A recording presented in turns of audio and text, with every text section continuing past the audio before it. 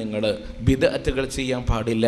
ഇതൊക്കെ പുത്തനാചാരങ്ങളല്ലേ? നിങ്ങൾ ആലോചിക്കുക സഹോദരന്മാരെ. അപ്പം ഇങ്ങനെയുള്ള കാരണങ്ങളെ കൊണ്ടാണ് നമ്മളിത് പറഞ്ഞത്. പക്ഷെ ഇവർ പറയുന്നു ഞങ്ങളാണ് വലിയ മഹാൻ എന്ന് പറയുന്നത്. അത് ഏതൊക്കെ കാര്യത്തിൽ?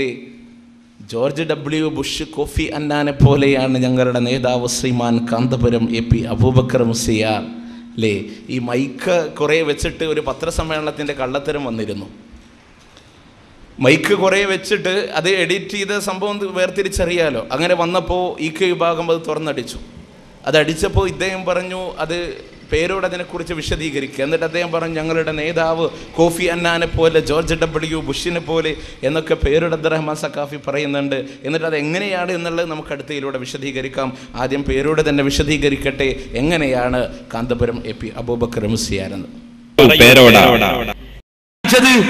കാന്തപുരം ഉസ്താദ് പുറത്താക്കിയ ഒരു ചങ്ങാതി, ആ ചങ്ങാതി പറയാണെന്ന് കാന്തപുരത്തിന്റെ മുന്നിൽ കുറെ മൈക്കിങ്ങനെ വെച്ചു കൊടുത്തിട്ട് കാന്തപുരം ജോർജ് ബുഷിനെ പോലെ, കോഫി അന്നാനെ പോലെ ആഗോള പ്രശസ്തനാണ് വരുത്തി തീർക്കാൻ വേണ്ടി അനുയായികൾ വെറുതെങ്ങനെ മൈക്ക് കൊണ്ടുപോയി വെച്ചു കൊടുക്കുകയാണ്. എന്നാ ഞാനൊന്ന് പറയട്ടെ, ഈ പറഞ്ഞ ചങ്ങാതിനൊക്കും തോന്നിയില്ലല്ലോ ഇയാൾ ഉമ്മൻചാണ്ടിനെ പോലെയാന്ന് വിചാരിക്കാൻ വേണ്ടി, അല്ലെ മറ്റേ മന്ത്രിനെ പോലെയാന്ന് വിചാരിക്കാൻ വേണ്ടി എന്ന് പറയാൻ തോന്നിയില്ലല്ലോ. കാരണം എന്താ? പറയുമ്പോ കൂട്ടി പറയാൻ നിങ്ങളെ നാവിലും അള്ള കൊണ്ടുവന്നത് കോഫി അന്നാനെയും ജോർജ് ബുഷിനെയാണ്. കാരണം അങ്ങനെ കൂട്ടി പറയാൻ പറ്റുന്ന ഒരു പണ്ഡിതൻ ഉണ്ടെങ്കിൽ അത് കാന്തപുരമേ ഉള്ളൂ. കാരണം അങ്ങനെ കൂട്ടി പറയാൻ പറ്റുന്ന ഒരു പണ്ഡിതൻ ഉണ്ടെങ്കിൽ അത് കാന്തപുരമേ ഉള്ളൂ.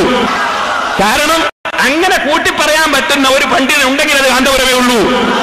അത് എതിരാളിയെ കൊണ്ടും കൂടി അത് അറിയിക്കാൻ. അപ്പോ അങ്ങനെ കൂട്ടി പറയാൻ പറ്റുന്ന ഒരു പണ്ഡിതൻ ഉണ്ടെങ്കിൽ അത് കാന്തപുരമേ ഉള്ളൂ. ആ കൂട്ടി പറയുന്ന ആൾ ആരോടാ ഉപമിച്ചത്?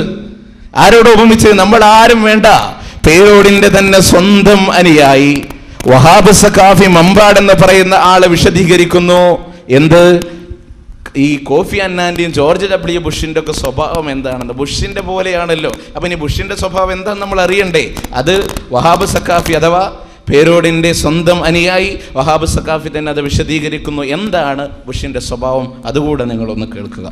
എന്നാൽ എന്താണ് ജോർജ് ബുഷിന്റെ സംസ്കാരം? സ്വന്തം അനുയായി തന്നെ വിശദീകരിക്കുന്നു. American president George W. ബുഷിന് പുറത്തിറങ്ങണമെങ്കിൽ ഒരു കയ്യിൽ പെണ്ണുങ്ങളും മറ്റേ കയ്യിൽ വളർത്തുകുട്ടിയും വേണം. കാരണം അങ്ങനെ കൂട്ടി പറയാൻ പറ്റുന്ന ഒരു പണ്ഡിതൻ ഉണ്ടെങ്കിൽ അത് കാന്തപുരമേ ഉള്ളൂ. American president George W. ബുഷിന് പുറത്തിറങ്ങണമെങ്കിൽ ഒരു കയ്യിൽ പെണ്ണുങ്ങളും മറ്റേ കയ്യിൽ വളർത്തുകുട്ടിയും വേണം. കാരണം അങ്ങനെ കൂട്ടി പറയാൻ പറ്റുന്ന ഒരു പണ്ഡിതൻ ഉണ്ടെങ്കിൽ അത് കാന്തപുരമേ ഉള്ളൂ. American president George W. ബുഷിന് പുറത്തിറങ്ങണമെങ്കിൽ ഒരു കയ്യിൽ പെണ്ണുങ്ങളും മറ്റേ കയ്യിൽ വളർത്തുകുട്ടിയും വേണം. ഇതാണ് ജോർജ് W. ബുഷിന്റെ സംസ്കാരം. പേരോടിന്റെ ഉപമ നിങ്ങൾ അംഗീകരിച്ചുവോ കാലന്തൂരികളെ? നിങ്ങളുടെ നേതാവ് ബുഷിനെ പോലെയാണോ?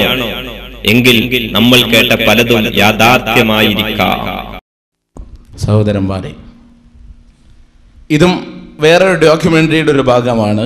ഞാൻ പറഞ്ഞു വന്നത്, ഇങ്ങനെ വലിയ മഹാനാണെന്ന് ചിത്രീകരിക്കുമ്പോൾ ഇടക്കൊന്ന് താഴോട്ട് നോക്കുന്നത് നല്ലതാണ്. പല കള്ളത്തരങ്ങളും പല കൃത്രിമങ്ങളും ഉണ്ട്. നമുക്കതൊന്നും തുറന്നു പറയേണ്ട ആവശ്യമില്ല. ഞാനിങ്ങനെ ഞങ്ങളാണ് വലിയ മഹാമാരി എന്നൊക്കെ